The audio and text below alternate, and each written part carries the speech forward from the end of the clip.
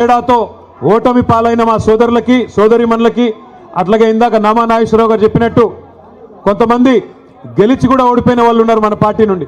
ఎందుకంటే గెలిచిన తర్వాత కాంగ్రెస్ పార్టీ తొండి చేసి మరి రిటర్నింగ్ అధికారులను మేనేజ్మెంట్ చేసి రీకౌంటింగ్ అని పెట్టి గెలిచిన వాళ్ళని కూడా ఓడినట్టుగా చూపెట్టిన మా తమ్ముళ్ళు కొంతమంది ఉన్నారు.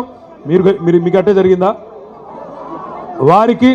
వారితో పాటు అభ్యర్థుల గెలుపు కోసం పనిచేసిన ప్రతి గులాబీ తమ్ముడికి చెల్లెలకి అక్కకి అన్నకి అందరికీ పత్రికా మిత్రులకి పేరు పేరున అందరికీ హృదయపూర్వకంగా శిరస్సు వంచి నమస్కారం.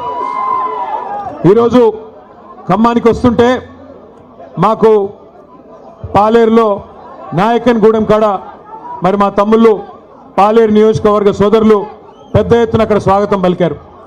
ఉపేందర్ రెడ్డి గారు నాతో పాటు హైదరాబాద్ నుంచి వచ్చినారు.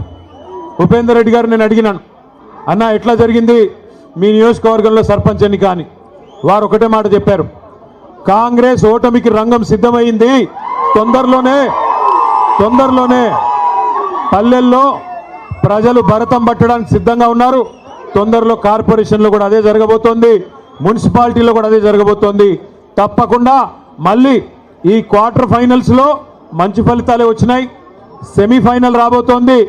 ఆ తర్వాత ఫైనల్లో మాత్రం తిరిగి ఖచ్చితంగా ఖమ్మం జిల్లాలో ఈసారి 7 నుంచి 8 స్థానాలు గెలుచుకొని మళ్ళీ కేసీఆర్